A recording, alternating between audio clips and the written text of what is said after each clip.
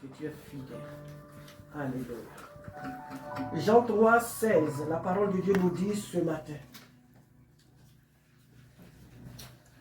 Car Dieu a tant aimé le monde qu'il a donné son Fils unique, afin que quiconque croit en lui ne périsse point, mais qu'il ait la vie éternelle. Car Dieu a tellement aimé le monde qu'il a donné. Dieu, l'amour de Dieu l'a amené à donner. L'amour qu'il a pour nous l'a amené à poser un acte sacrificiel. C'est que Jésus s'est donné pour que nous soyons sauvés. Il a quitté son ciel de gloire et il est venu sur la terre des hommes que lui, il a créés.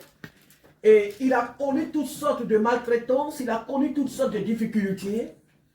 Et la finalité, c'est que Jésus est allé à la croix.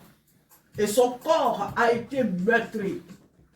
Son corps a été meurtri, déchiré.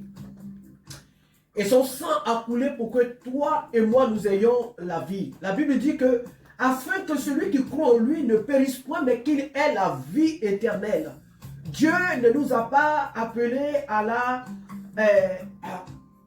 échouer. Dieu ne nous a pas appelés au danger. Dieu ne nous a pas appelés à... Le mot m'échappe.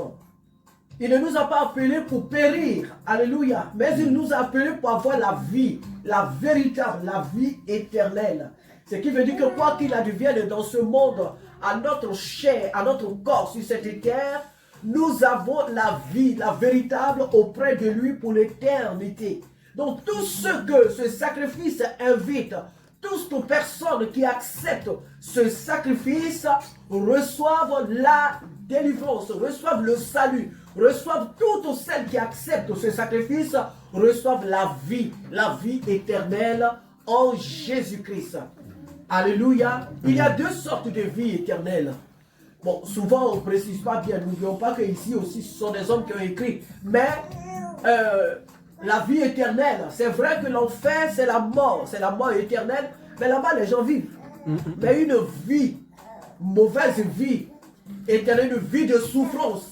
Donc quand tu dis à quelqu'un qu'elle doit connaître la vie éternelle, tu lui parleras de la vie en Jésus-Christ. La vie, la véritable auprès de Dieu. Amen. Et donc, celui qui vit, celui qui accepte Jésus-Christ comme son Seigneur et son Sauveur, a reçu cette vie-là, la véritable en lui. Et donc, la Bible dit que Dieu a tant aimé le monde qu'il a donné. Donc, ce verset nous parle du don de Dieu. Le don de Dieu. Dieu a donné. Dieu n'a pas fait semblant. Dieu n'a pas agi de manière hypocrite à notre égard. Il est descendu du ciel, il s'est fait homme et il est venu sur la terre. Il a vu ce que nous les hommes, nous vivons sur la terre. Jésus a connu les difficultés que nous connaissons sur cette terre. Et ensuite, il est allé jusqu'à la croix. Il est allé jusqu'à la croix. Et donc Dieu a donné pour que nous aussi nous ayons la vie, la véritable. Et si nous voulons ressembler à notre Dieu, si nous voulons ressembler à ce Jésus, ce matin, il nous invite aussi à lui donner, à donner notre cœur entièrement, à donner notre vie entièrement, à donner notre vie sur cette terre, à lui offrir entièrement notre vie. C'est un don merveilleux, un don vraiment merveilleux que Dieu nous a fait. Alléluia. C'est un don merveilleux que Dieu a fait à l'humanité, Jésus-Christ. C'est pourquoi Dieu traite de méchants toutes les personnes qui n'acceptent pas ce don, qui n'acceptent pas ce sacrifice, qui ne l'acceptent pas. Des personnes qui disent que Dieu n'existe pas, que Jésus n'a jamais existé, que c'est une fable. Toutes ces personnes ignorantes de l'amour de Dieu, Dieu les traite, Dieu les regarde comme étant des êtres méchants parce qu'ils n'ont pas accepté le don de Dieu. Mais nous qui l'avons accepté par sa grâce, nous sommes les amis de Dieu. Nous sommes la prunelle des yeux de Dieu. Nous sommes les enfants de la maison de Dieu. Nous sommes les élus de Dieu, comme nous l'avons chanté tout à l'heure. Amis de Dieu, les adoptés de Dieu, les bien-aimés de Dieu. Voilà ce que nous sommes aux yeux de Dieu. Car Dieu a tellement aimé L'amour doit être sacrificiel. L'amour ne doit pas être seulement des mots. Je t'aime mon frère, je t'aime ma soeur, je t'aime mon épouse, mon époux, je t'aime mon enfant. L'amour doit être un geste, un comportement sacrificiel. L'amour doit être suivi des actes.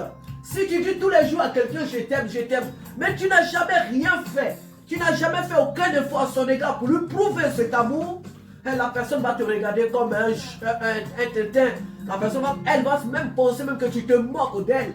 Parce que tu ne fais jamais aucun effort, tu n'aménages jamais aucun effort pour prouver vraiment à cette personne-là que tu l'aimes.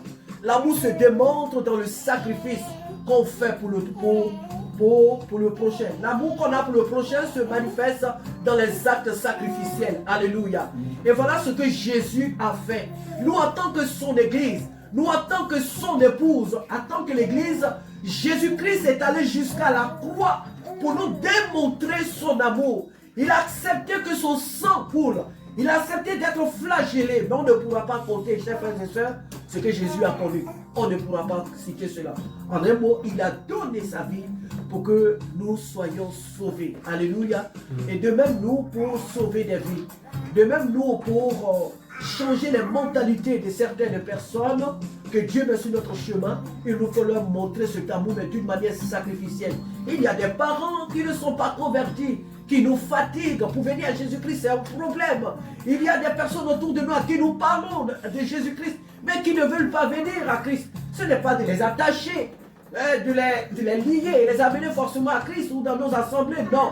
Mais c'est de payer le prix à genoux. C'est de payer le prix à genoux dans la prière. Alléluia. Et les confier au Seigneur pour que le Saint-Esprit puisse les toucher. L'amour est un acte sacrificiel. Je t'aime, c'est bien. Mais qu'est-ce que tu fais pour me démontrer que tu m'aimes? Jésus a manifesté cet amour. Jésus a montré par l'œuvre achevée de la croix qu'il nous aime, qu'il nous a aimés et qu'il nous aime. Alléluia. Il ne s'est pas assis sur son trône pour dire, oh mon peuple, oh le monde, je t'aime. Non, il est descendu, il a mangé avec nous, il a bu avec nous, il a compati à nos douleurs, il a compati à nos souffrances, à nos faiblesses. Alléluia. Et il est allé jusqu'à la croix. Voilà pourquoi quiconque croit en cet amour, quiconque croit au sacrifice qu'il a fait pour nous, quiconque lui donne sa vie, reçoit la vie éternelle. Dieu ne veut pas que les hommes meurent. Dieu ne veut pas que nous périssions. Voilà pourquoi il a donné sa vie pour que nous soyons sauvés. Sauvés de la mort, sauvés de l'enfer, sauvés de la souffrance éternelle. Ce matin, que le Seigneur nous aide à reconsidérer ce acte que Jésus-Christ a posé. Voilà pourquoi tu peux plaisanter peut-être avec Jésus lorsqu'il t'apparaît. Voilà pourquoi tu peux parler de tout avec Jésus. Mais quand vous arrivez sur le domaine de son sacrifice, pour ceux qui l'ont vu d'ailleurs, ils vont te dire que Jésus change de visage. Il ne joue plus. Pas qu'il joue comme un rien, mais ça dit que le ton de la voix, l'aspect du visage change. Parce que c'est ce qu'il a donné pour que l'humanité soit sauvée. Il n'y a rien d'autre. Et il ne fera rien d'autre que ce qu'il a fait. Cela a été fait une fois pour toutes. Amen. Dans toute l'histoire de sa création. C'est un sacrifice qui a été fait une fois pour toutes. Jésus ne reviendra plus jamais sur la terre donner sa vie pour l'être humain. Cela a été fait une fois pour toutes. Donc celui qui ne l'accepte pas, c'est qu'il a choisi d'aller en enfer. Alléluia. Mais nous avons choisi Jésus-Christ et nous sommes en chemin pour le ciel. Que son nom soit béni ce matin. Amen. Celui qui a la charge de nous donner ce repas, qui se lève et que nous nous levions tous aussi pour partager ce repas. Alléluia. Qui fait de nous une seule famille. Dieu a donné. Alléluia. Ce qu'il a donné, c'est ce qui fait de nous un seul peuple. C'est ce repas qui fait de nous une seule famille.